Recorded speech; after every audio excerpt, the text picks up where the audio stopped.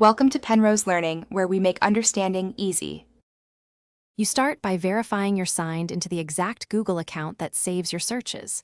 Once signed in, open Chrome or the Google app and tap your profile icon top right. Tap Manage your Google account, then navigate to Data and Privacy. This opens the control area where Google stores activity. Make sure web and app activity is on. If it's off, no history will have been recorded. Right now you want to get to your data in Google, where the search log is available. Once done, tap My Activity under Data and Privacy to view your recorded searches.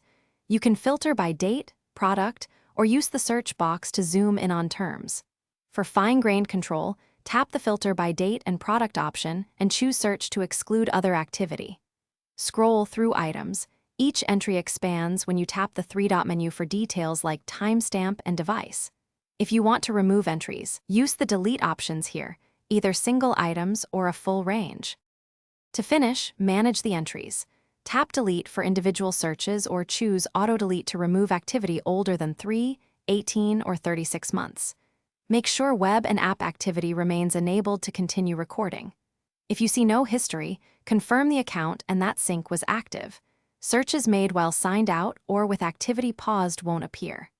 If the page doesn't load, sign out and back in, update the Google app, or clear app cache, then reopen My Activity. Thanks for watching. If this was helpful, leave a like and consider subscribing. See you next time.